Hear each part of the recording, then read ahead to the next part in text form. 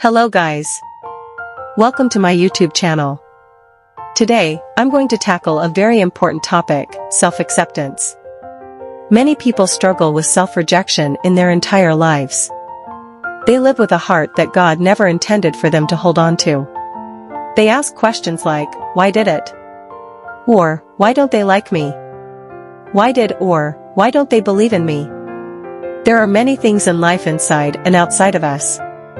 To be clear, I think learning to accept yourself is a journey with no finish line and still has a long way to go. Perhaps you have observed a friend or a spiritual leader and you said he is the way or she is the way other people ought him or her to be, and she is accepted and liked by everyone. You might have even tried to be like that person without consciously planning to do so. Of course, other people can be good examples to us, but even if we pattern ourselves after their good qualities, it must still be a good flavor of those good traits that characterizes us. However, many years of fast, struggling and living in frustration because I kept trying to be more timid, mild or gentle, quiet and sweet. I tried desperately not to be assertive and aggressive. The truth is that I tried keenly to model myself after my teachers, siblings, schoolmates, neighbors, and friends whom I respected and admired. My efforts only resulted in increased frustration, which made me even more difficult to get along with. I needed to learn to quit trying to be like others and simply become the best me. Yes, I didn't need change. I didn't need more of the spirits, especially kindness, meekness, cheapness, and love, because I was too hard, harsh, and abrasive. I have made huge strides 6 years ago, maybe 4 years ago. I can remember crying in front of the mirror and desperately wishing that I was anyone but myself. Now I feel even grateful to be the person I've become. Many years have passed living in self-hatred and self-rejection, not even a single sense of self-acceptance. I had this thing in my mind, I am too fat. No one will accept me because of a physical weakness that made people to reject me. I wish I was so and so. I was desperate to fit in, so I tried everything. I'll go on to spend the next few years trying to improve myself. But despite my best efforts, I never cracked into the cool kids. In all honesty, I wasn't an outcast either. I didn't have a lot of acquaintances, although not many close friends, but I did feel like one. I was painfully self-conscious all the time, and whether it was true or not, I felt rejected. I hated myself and wanted to be anyone but me. I felt this way all through primary, high school, and even college, and I dealt with these feelings by hiding my true self. Of course, I weren't that self-aware at the time, but now in reflection, it's easy to see what I was up to. By the time I started college, my obsession with work and my feelings of retirement was out of control. I rarely spoke to other students, and I didn't participate in any social activities. On the outside, I pretended I was proud of my life, but on the inside, I was miserable and lonely. I didn't accept myself for who I was, so I didn't think that anyone else would either. To protect myself, I chose to reject them before they had a chance to reject me. I wish I had the awareness to see what was going on by then. Well, self-acceptance is the doorway to our authentic power.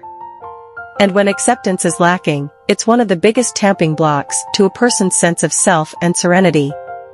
Without self-acceptance, there is no true freedom. When we accept ourselves unconditionally, we can acknowledge our strengths and capabilities as well as vulnerabilities and limitations. There is an awareness of our feelings, behavior, and our impact on others. The opposite of self-acceptance is self-loathing. We are unable to accept our shortcomings, nor do we own our strengths. We are not comfortable in ourselves. Jen Fania once said, growth begins when we start accepting ourselves. We usually set standards that are too high for ourselves because society expects us to be perfect. We tend to forget that everyone has flaws, including the people we perceive to be perfect. I wanted to be the perfect to be the perfect I could ever be, and I didn't accept the fact that I had a weakness that is beyond my bearing.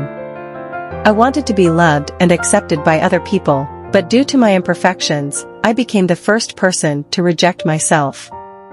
When we refuse to accept ourselves, we cut ourselves from the energy that sustains life. This process happens gradually. we are disconnected from the life force. When we don't accept ourselves the way we are in essence, wearing ourselves internally, and when we fight against ourselves, against who loses. It's important to accept the fact that we all have flaws. Accepting our strengths and our weaknesses and reconciling their conflicting parts in our inner world is critical to our health and happiness in other world without fixing our inner world. Self-acceptance is all about embracing our positive and negative facets. This means that self-acceptance is unconditional. Recognizing and accepting your limitations or weaknesses should not interfere with your ability to accept yourself fully. To love yourself, you need to explore what parts of yourself you are not willing to accept. Loving yourself is all about accepting yourself 100%. This is only possible when you stop judging yourself. Anytime you feel tired or hate yourself, you are turning your thoughts and emotions against yourself, and this will only make your life difficult. When you accept yourself as you are, you put yourself in a better position to begin improving yourself. You understand your good and bad characteristic and realize where you need to improve.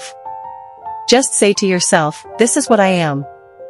I accept myself as I am. I accept my character, my feelings, and my faith, and this is how it is. I can do nothing about it, and I cannot improve myself or my faith. Knowing yourself affords you the possibility to see what you can do to improve yourself and your life. Self-acceptance means that you see your feelings, accept and acknowledge your perfect position, and then look for ways to improve. Improvements require that you understand and acknowledge your character and habits. Alexandra Lowe once said, "Change is possible, but it must begin with self-acceptance." Lucille Ball once said, "Love yourself first and everything else falls into line." You have to love yourself to get anything done in this world. Self-acceptance is learning to love yourself inside and out. It's about letting go of the things you can't change and appreciating what makes you unique. However, being comfortable in your design isn't always easy. Accepting who you are isn't a rare thing to do, but sometimes hard if you feel that way. Having the strength to be different is a gift all on its own. It's something to separate but to bring together in a special way. Self-acceptance helps bring us together by not trying to be exactly like the other. I had a struggle trying to keep away from the world different and was doing nothing whatsoever to gain my self-acceptance. Sometimes it looks great to see people being the same. How perfectly it looks from a distance, but also I didn't know how it was to be doing it. I saw how wrong hating your sofa something you can't control was. Your thoughts aren't being used, your beliefs are crushed, and your brain feels completely useless if you can't think for yourself.